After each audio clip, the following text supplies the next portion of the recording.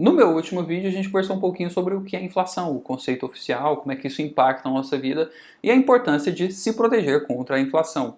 Hoje eu quero conversar um pouquinho com você sobre como a nossa principal autoridade monetária, o Banco Central, controla ou tenta controlar a inflação dentro da nossa economia. Então, se você ainda não assistiu ao último vídeo, eu recomendo que você pause, porque isso aqui é uma sequência direta sobre o vídeo anterior. Então vamos lá. A inflação envolve dois pontos-chave, como a gente já viu. O primeiro ponto-chave é o aumento dos preços e o segundo ponto-chave é a perda do poder de compra da moeda.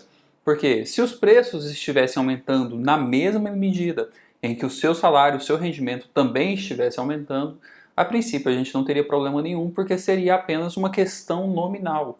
A inflação é um problema na medida em que a gente perde poder de compra. Então, a nossa autoridade monetária, o Banco Central, está sempre alerta para tentar controlar a inflação. E existe um mecanismo principal do Banco Central para controle da inflação. O mecanismo central para controle da inflação é a taxa de juros. Eles utilizam o tabelamento da taxa de juros como controle monetário. A gente chama a taxa de juros básica aqui no Brasil de taxa Selic. Eu não vou entrar em detalhes sobre como o sistema Selic funciona, eu quero falar aqui com você sobre os mecanismos de transmissão. Como funciona a transmissão de o Banco Central estar definindo um valor para uma taxa e então havendo impacto sobre a inflação do restante da economia. A gente tem basicamente 5 canais de transmissão da política monetária. Então, quando o Banco Central aumenta ou diminui a taxa de juros, a taxa Selic, isso aqui é transmitido para a economia por meio de 5 canais e a gente vai entender nesse vídeo quais são esses 5 canais.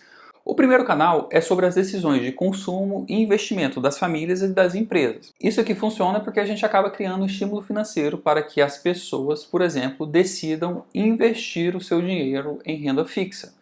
Se os juros estão muito altos, pode ser interessante eu deixar mais um pouco investido. Pode ser interessante eu não consumir, eu não gastar tanto, eu vou deixar mais um pouco de dinheiro guardado. Então, na medida que a gente reduz a liquidez da economia, na medida que a gente reduz a quantidade de dinheiro em circulação numa economia, a gente está em efeitos práticos também reduzindo a inflação, porque se a gente está reduzindo de um lado a quantidade de pessoas comprando, a quantidade de pessoas consumindo, do outro lado, as pessoas que estão vendendo têm que dar um jeito de ajustar seu preço para baixo. Então, o primeiro mecanismo de transmissão é sobre a decisão de consumo e investimento das famílias. O segundo canal de transmissão de política monetária é sobre o câmbio. Esse aqui é um ponto muito interessante porque envolve um pouco de economia internacional. Por que alguém fora do Brasil investiria dentro do Brasil? Qual é o possível motivo de um investidor internacional, um investidor global, decidir sair lá de Singapura e investir um pouquinho de dinheiro aqui no Brasil? Bem, só seria interessante se a nossa moeda fosse forte, o que a gente tem visto que não é tão forte assim, ou se os juros que ele fosse receber, a rentabilidade do investimento que ele fosse receber, compensasse a nossa moeda fraca. E quando a gente aumenta a taxa de juros, o que a gente faz em termos práticos é justamente compensar a nossa moeda fraca. Então esse investidor internacional pode decidir vir para o Brasil desde que ele ganhe mais dinheiro do que ele está perdendo com o câmbio.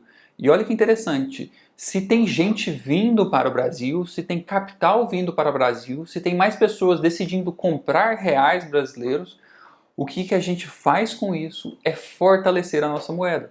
Então, na medida em que o Banco Central aumenta a taxa de juros, a gente atrai capital externo e também nós fortalecemos a nossa moeda contra o dólar.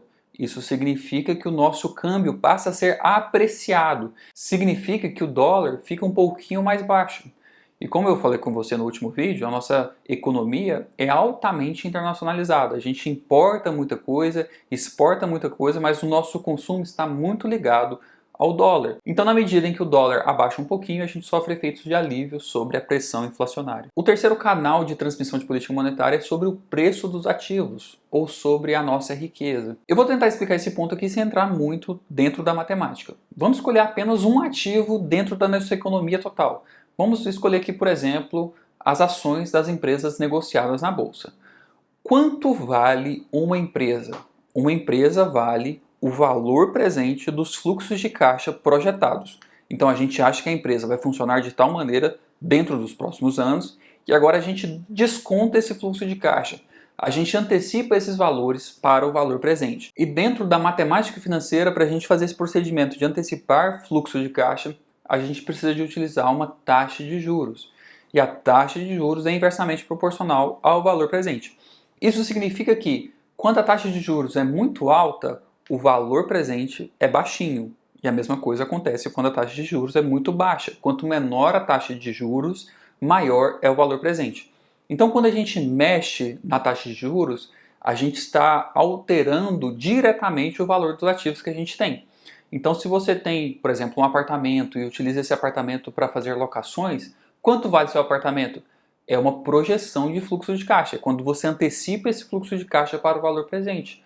Então, o ativo das famílias e das empresas muda de valor sempre que existe uma mudança da taxa de juros. E a gente está acostumado a usar os nossos ativos como, por exemplo, garantias de financiamento. Então, as garantias mudam de valor sempre que muda também a taxa de juros. Isso aqui é um pouquinho mais complicado porque a gente precisa de conhecimento de matemática para dar certo. O importante é que esse é um mecanismo de transmissão. Existe ainda o quarto canal de transmissão de política monetária, que é os efeitos sobre o crédito. E esse aqui é um ponto muito importante porque tem um exemplo que eu gosto muito, que é o mercado imobiliário. A principal mola de impulsionamento do mercado imobiliário é a taxa de juros. As pessoas estão dispostas a comprar mais apartamentos, mais casas, financiar mais imóveis, sempre que a taxa de juros está mais baixa. Normalmente, as pessoas não compram imóveis porque estão precisando, mas porque as condições de financiamento são atrativas. Porque quando as condições de financiamento são atrativas, o pessoal logo começa a fazer aquela conta. Bem, agora é mais interessante eu pagar uma parcela de financiamento do que eu pagar uma parcela de aluguel, porque quando eu pago aluguel, eu estou jogando o dinheiro fora. E quando eu pago uma parcela de financiamento, no final do período vai ser meu, ou aquele apartamento vai ser meu. Então, quando a gente impulsiona as vendas dentro do mercado imobiliário por meio da tomada de crédito, por meio do financiamento, a gente impulsiona também toda uma indústria, toda uma economia, gera empregos, a gente tem novos entrantes, novas empresas, novos fornecedores, a gente estimula muito a economia quando a gente estimula o crédito. O último canal de transmissão da política monetária é sobre as expectativas. E como eu disse para você no último vídeo, expectativas inflacionárias geram inflação. Quando as pessoas acham que os preços vão aumentar, as pessoas se antecipam a esse movimento fazendo estoques, e quando você faz estoque, o que acontece é que os preços aumentam. Então, talvez esse aqui seja o canal mais importante de comunicação do Banco Central. Ele comunicar estabilidade financeira, ele comunicar que está observando de perto o mercado, ele comunicar que está sempre em cima. O controle das expectativas dentro de uma economia é muito importante e a gente faz isso tendo uma autoridade central importante. Inclusive, a gente avançou muito nesse ponto dando autonomia para o Banco Central. Agora o Banco Central é um órgão que tem autonomia sobre o restante do governo. Então, não existe influência política sobre os diretores do Banco Central, sobre as decisões do Banco Central, sobre os comitês dentro do banco.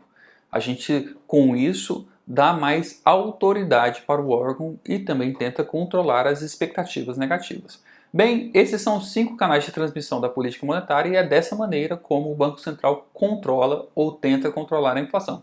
Eu espero que você tenha gostado desse vídeo e se você gostou, deixe um comentário aqui, se inscreva no canal e te encontro numa próxima oportunidade.